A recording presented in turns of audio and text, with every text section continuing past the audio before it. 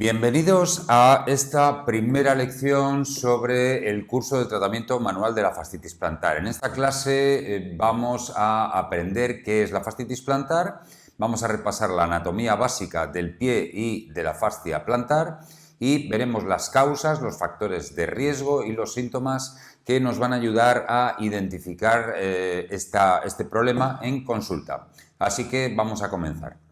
La fascitis plantar es una inflamación de la fascia plantar, que es una banda gruesa de tejido conectivo, de tejido aponeurótico, que recorre la planta del pie, como vamos a ver en este vídeo. Aquí podemos observar la zona del pie, es una disección anatómica, y ahí vemos la fascia plantar, la que estamos tocando con el puntero, la aponeurosis plantar.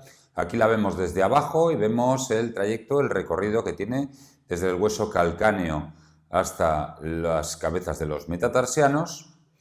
Aquí en este modelo podemos ver cuál es el origen, que es fundamentalmente la parte medial del tubérculo del calcáneo, y cómo se proyecta. En realidad vemos que está dividida en dos partes, una parte interna que se dirige hacia los dedos y una parte externa. Y además esta parte interna, que deberíamos de llamar más correctamente parte medial, tiene una parte interna que se refiere hacia la cara interna del pie, hacia el arco plantar, por donde se suele proyectar el dolor en la fascitis plantar. Pero esto lo veremos más adelante. Como decía, la fascitis plantar es la inflamación de este tejido, de esta aponeurosis, que va desde el talón hasta la base de los dedos. Y esta estructura actúa también como un amortiguador soportando el arco del pie durante la marcha. Si recordamos, antiguamente los vehículos, incluso hoy en día en determinados vehículos muy pesados, se utilizaba un doble sistema de suspensión. Podríamos decir que lo que era la suspensión dependía de unas piezas que llamábamos ballestas y después la amortiguación de los amortiguadores. La ballesta soportaba la mayor parte del peso del vehículo y de esta forma actúa la fascia plantar, recogiendo toda esa tensión. Cuando apoyamos el pie en el suelo, esta se estira y acumula la energía para proyectarla posteriormente cuando nos impulsamos. Bien, desde el punto de vista anatómico, para entender mejor la fascitis plantar, vamos a repasar brevemente la anatomía del pie y de la fascia plantar. La fascia plantar, como ya hemos visto antes, repito ahora, está compuesta por tejido conjuntivo denso y su función va a ser estabilizar, es decir, mantener el arco plantar. Se inserta en el calcáneo, se origina en el calcáneo, aunque posteriormente veremos que esto es mucho más extenso porque la fascia plantar no es una unidad exclusiva que vaya desde el calcáneo hasta los dedos, así es como se la describe habitualmente, pero en realidad forma parte del aparato suroaquileo calcáneo plantar, es decir, un sistema de propulsión que está formado por el tríceps sural, es decir, los gemelos y el sóleo, que se unen para formar el tendón de Aquiles. Posteriormente esto va a tapizar el calcáneo, es decir, tenemos el tríceps sural que va a bajar en esta parte, los dos gemelos y el sóleo, van a transformarse en el tendón de Aquiles en esta parte final, van a tapizar todo el hueso calcáneo y después va a continuar toda esta aponeurosis hasta la base de los dedos, hasta aquí, ¿de acuerdo? Así que, aunque lo vamos a estudiar como si fuera solo este tejido, es decir, la fascia plantar es esto, tengamos en cuenta que forma parte de todo este aparato propulsor y amortiguador. El talón es una de las zonas más críticas ya que soporta una gran parte del peso corporal y además recepciona el paso, es decir, que absorbe una parte importante del impacto. Podríamos hablar mucho más extensamente de todo este sistema que recibe el impacto del contacto con el suelo, como el formado por la articulación subastragalina, cómo los huesos se desplazan, pero eso lo dejamos para un curso más avanzado. Es decir, que hay mucho que hablar sobre la anatomía y sobre la biomecánica que en niveles más avanzados podemos abordar. Decía que el talón es una de las áreas más críticas ya que soporta gran parte del peso corporal en pacientes con fascitis plantar y es común que sientan el dolor en esta zona debido a la tensión y o a micro desgarros que se producen en este punto, que es donde se origina la fascia, Y estos microdesgarros a la vez son los que van a propiciar posteriormente la aparición del espolón calcáneo. De eso hablaremos más adelante. El arco del pie está compuesto por los huesos que forman parte del tarso y del metatarso, es decir, que tendríamos el astrágalo, el escafoides, las tres cuñas y los metatarsianos, y en la parte externa tendríamos el cuboides, también con la articulación del calcáneo, ¿de acuerdo? Articulación calcáneo-cuboidea. Aquí vemos cómo el escafoides se relaciona con las tres primeras cuñas y por lo tanto con los tres primeros dedos, y cómo el cuboides se relaciona con el cuarto y quinto metatarsianos, aquí lo tenemos, y va a trasladar la fuerza desde el hueso calcáneo a través de la articulación calcáneo-cuboidea. Es decir, que tenemos estas dos articulaciones fundamentales, la del astrágalo con el escafoides y los tres primeros dedos, y la del calcáneo con el cuboides y con el cuarto y quinto dedos. Entonces, todo este arco plantar va a estar soportado por esta estructura que es la fascia plantar, que va a impedir que el pie se aplane y que además va a acumular la energía para posteriormente devolverla, como si fuera un muelle.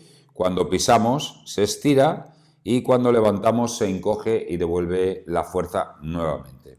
Es como un sistema híbrido, como los coches híbridos hoy en día reutilizan, no todos, pero algunos de ellos reutilizan la energía de la frenada o del descenso para recargar las baterías. En este caso, la fascia, cuando se estira, acumula esa energía para devolverla posteriormente cuando despegamos el pie. Decía que el arco del pie está compuesto por todos estos elementos, por la fascia y estas otras estructuras que juegan un papel clave y que también tenemos que tener en cuenta que las modificaciones del arco plantar, tanto sea demasiado alto como demasiado bajo, pueden predisponer a la fascitis plantar. Vamos a hablar ahora de los factores de riesgo y las causas más comunes. Ahora vemos los principales factores de riesgo y las causas comunes que predisponen al desarrollo de la fascitis plantar. El primero, aunque evidentemente dependiendo de las personas este orden puede cambiar, pero por poner un orden, el primero podríamos determinar que es la sobrecarga mecánica. Por ejemplo, en deportistas, corredores o personas que permanecen de pie durante largos periodos de tiempo. En segundo lugar, las alteraciones del arco plantar. Tanto el pie plano como el pie cabo puede conducir a generar una tensión excesiva en la fascia.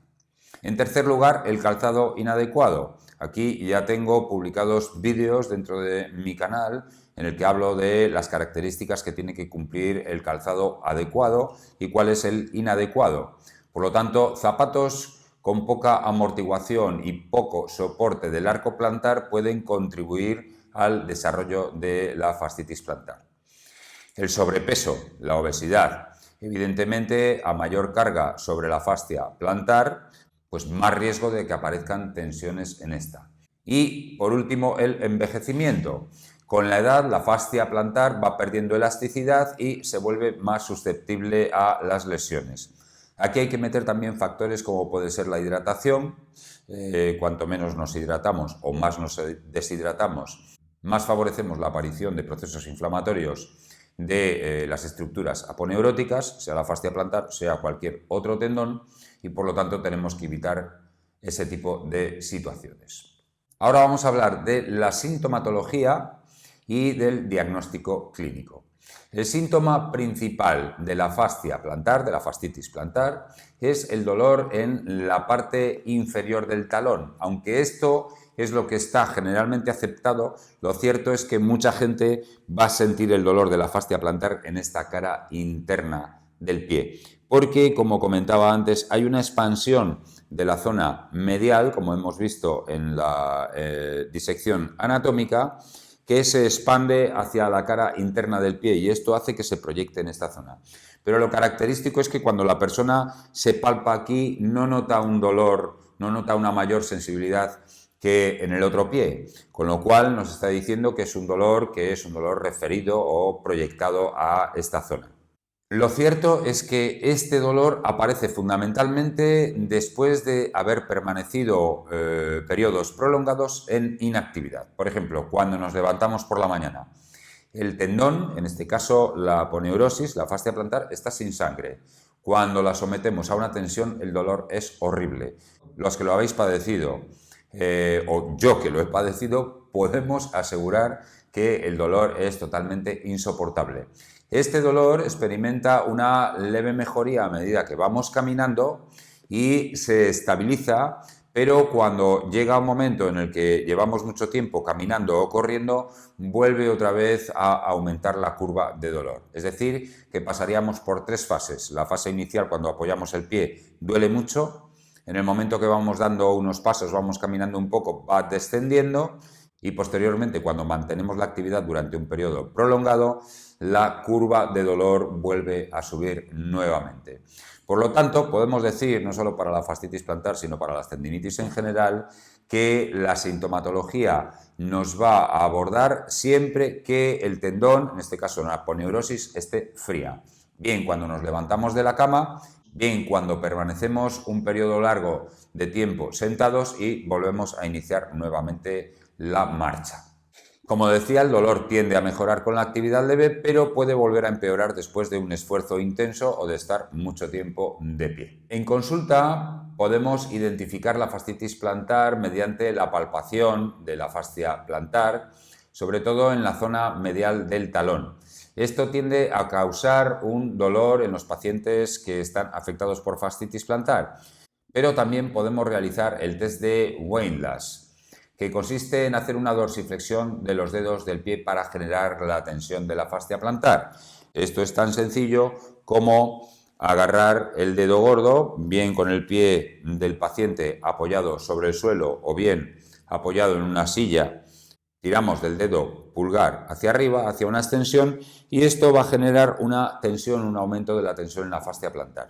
Bien, aunque este test no demuestra una gran sensibilidad, es decir, solo 3 de cada 10 pacientes aproximadamente van a mostrar sensibilidad a este test, sí que podríamos decir que prácticamente el 100% de los que muestran sensibilidad a este test tienen una fascitis plantar. Yo me guiaría bastante más por el comportamiento del dolor, con la idea de hacer un diagnóstico diferencial con respecto a otras patologías del pie, que pueden afectar, por ejemplo, a los tendones que pasan los retromaleolares internos, que son el flexor del dedo gordo, el flexor común de los dedos y el tibial posterior, que también pueden dar una sintomatología que se puede parecer ligeramente a la fascitis plantar, pero evidentemente no es la fascitis plantar, y que depende más de un compartimento posterior profundo que tenemos en la pierna, pero que abordaremos más adelante con otros cursos. Como cierre a esta primera lección, podemos decir, como resumen, que la fascitis plantar es una afección bastante frecuente que puede afectar significativamente la calidad de la vida de nuestros pacientes y que en la próxima lección exploraremos cómo realizar una evaluación clínica más detallada y comenzaremos a ver las primeras técnicas manuales para tratar esta condición. Así que nos vemos en la próxima clase. Un saludo.